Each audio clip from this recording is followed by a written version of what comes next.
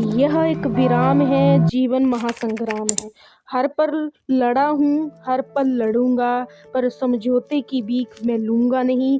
क्या हार में, क्या जीत में, किंचित नहीं भयभीत मैं। लघुता न अब मेरी छुओ, तुम हो महान बने रहो। अपने लोगों के हृदय की वेदना मैं व्यर्थ त्यागूंगा नहीं, हार नहीं मांगूंगा। जय झारखंड। तो ये लाइनें हैं, ये हेमंत सोरेन की हैं। जब उन्हें गिरफ्तार किया गया था उससे जस्ट पहले उन्होंने जो है वो ये अपने ट्विटर अकाउंट में डाला। दोस्तों, झारखंड के मुख्यमंत्री हेमंत सोरेन, आखिरकार प्रवर्तन निदेशालय ने जो है वो बुधवार को रात उन्हें गिरफ्तार कर लिया। ईडी के सूत्रों के मुताबिक कथित जमीनी घोटाले के खिलाफ पुख्ता सबूत मिले। जब इन सबूतों को सामने रखकर जांच अधिकारियों ने हेमंत सोरेन से पूछताछ की, तभी वो जवाब नहीं दे पाए। सोरेन पर सेना की जमीन को फर्जी दस्तावेज के आधार पर खरीदने और बेचने का आरोप है। ईडी सूत्रों के मुताबिक घोटाले से अर्जित आय का संदिग्ध मनी ट्रांजैक्शन से जुड़ा होना पाया गया है, यानी पैसों का लेन देन हुआ है जो इस घोटाले से जुड़ा हुआ था। इसकी पूरी चेन जांच एजेंसी को मिल गई है। आरोप ये भी है कि गलत तरीके से हासिल की गई जमीनों पर सोरेन के परिवार और उनके करीबियों का प्रत्यक्ष या अप्रत्यक्ष नियंत्रण था। इसके भी पुख्ता जो सबूत मिले हैं। साथियों, हेमंत सोरेन, जब ईडी ने उनसे सवाल पूछे, जब तीखे सवाल पूछे, तो वो उसका सीधा जवाब नहीं दे पाए। इतना ही नहीं, मामले के मुख्य आरोपी प्रेम प्रकाश, अमित अग्रवाल तक तत्कालीन डीसी छवि रंजन के साथ सोरेन के संबंध पाए गए हैं। जांच में ये भी पता चला है कि अवैध खनन में जांच के दौरान हेमंत सोरेन की भूमिका थी। जांच में सामने आया कि सोरेन की करीबी अमित अग्रवाल कथित तौर पर सोरेन और उनके करीबी सहयोगियों में ब्लैक मनी को मैच करता है। साथियों, हेमंत सोरेन जेएमएम के चेयरमैन, झारखंड मुक्ति मोर्चा जिसका गठन 1972 को हुआ था, हेमंत सोरेन इसके चेयरमैन है और शिबू सोरेन अध्यक्ष है, यानी कि इस पार्टी के गुरु, राजनीतिक गुरु हैं जो राजनीति को बहुत ही अच्छी परख नजर से देखते हैं। काफी लंबे समय तक इन्होंने अलग राज्य की मांग की। इसके बाद वर्तमान में जो है वो झारखंड की स्थिति 81 सीटें हैं। काफी लंबे संघर्ष के बाद जो है वो इन्होंने अपनी पार्टी का गठन किया, अलग राज्य की मांग भी करते। लेकिन वर्तमान स्थिति क्या है? वर्तमान स्थिति में 81 सीटें हैं। जीएमएम के पास जो है वो 29 सीटें हैं, कांग्रेस के पास 16, एनसीपी के पास 1, आरजेडी के पास 1 और सीपीएलएस के पास 1 और बीजेपी के पास 25। जीएमएम ये दावा करते हैं कि हमारे पास बहुमत है, लेकिन ये बहुमत किसी के पास नहीं है, हम असेंबली है। उसके बाद ये अपनी पार्टी का गठन करते हैं और सत्ता में आते हैं। हेमंत सोरेन जो है वो मुख्यमंत्री बनते हैं। लेकिन जैसे ही हेमंत सोरेन को पता लगा कि आप ईडी उन्हें गिरफ्तार कर लेगी, तो उन्होंने जो है वो तुरंत जो है वो चंपई सोरेन को मुख्यमंत्री बनाया। पहले वो अपनी पत्नी को मुख्यमंत्री बनाना चाहते थे, लेकिन इतना पता चला कि केवल 11 महीने के बाद चुनाव है या उनकी पत्नी का कोई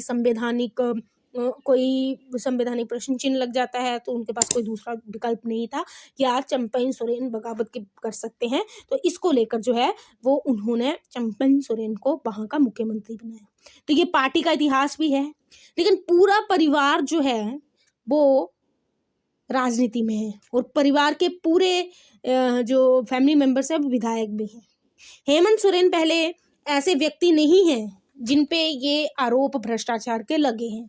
पूरा परिवार जो है वो इन भ्रष्टाचार के इर्द गिर्द ही है, क्योंकि कई वर्षों तक जो है वो उन पे आरोप लगते गए। 1993 जो शिबू सोरेन है इस पार्टी के अध्यक्ष और हेमंत सोरेन के पिता, उन पर 1993 में ये आरोप लगा था कि उन्होंने पीवी नरसिम्हा राव की सरकार को गिराने के लिए अविश्वास प्रस्ताव के समर्थन में घूस ली थी और पार्टी का हर एक सांसद 40 लाख रुपए में बिका था, यानी कि कैश फॉर वोट जिसे कहा जाता है।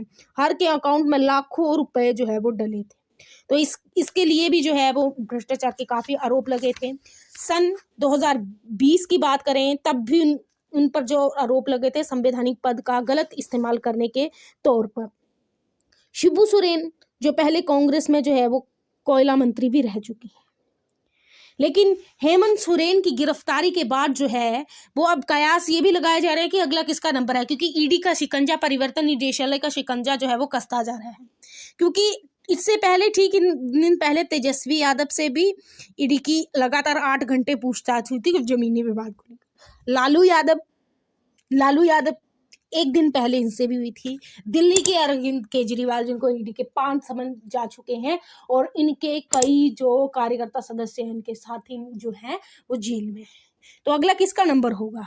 इसके बाद जो है वो बिहार के जो उप मुख्यमंत्री पूर्व में थे तेजस्वी यादव, उनका ट्वीट आता है। बिहार, चंडीगढ़ और अब झारखंड, भाजपा ने एक ही हफ्ते में लोकतंत्र और संघवाद को तार तार कर दिया है।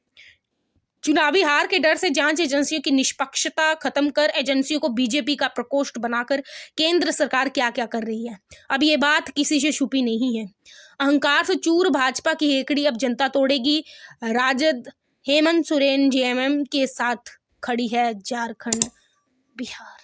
ये जो ट्वीट है, ये जो शब्द हैं वो तेजस्वी यादव के, जिन्होंने जो है वो ट्वीट कर इसका बताया है कि उनको वो कहते हैं कि भाजपा ने जो है वो लोकतंत्र और संघवाद को तार तार कर दिया। यानी उनका मानना है कि जो ईडी है वो उनके इशारों पर चल रही है, सीबीआई जो है उनके इशारों पर काम करती है। हालांकि इसके पीछे की सच्चाई क्या है ये मैं नहीं जानती, ना मुझे आपको बताना है, क्योंकि हर व्यक्ति जो है वो इसके बारे में जानकारी रखता है और सब को इस बारे में पता है। मैं उन तथ्यों को आपके समक्ष रखूंगी जो तथ्य मेरे पास है और जिनका प्रूफ भी जो है मैं आपको दे सकूं। साथियों, अब केजरीवाल की हम बात करें तो उनको तो जैसे आपको पता ही है कि उनको अब तक 5 समन जा चुके हैं। अगली बार क्या होता है नहीं पता। और वहीं पर जो है वो बंगाल की जो सीएम है ममता बनर्जी का भी बयान आता है कि यदि मुझे जेल में डाला तो मैं छेद करके बाहर आ जाऊंगी। तो अब आगे क्या आता है आई डोंट नो, बट जो भी है ये आपके समक्ष मैंने कुछ शब्दों, कुछ वाक्यों के माध्यम से रखा। आप इस पर क्या सोचते हैं कमेंट सेक्शन में बताएं, और प्लीज़ मेरे चैनल को सब्सक्राइब कर लें। आपके एक सब्सक्राइब से बहुत हिम्मत मिलती है। प्लीज़ इसको ज़्यादा से ज़्यादा शेयर करें और अपनी जो राय है वो बताना ना भूलें। धन्यवाद।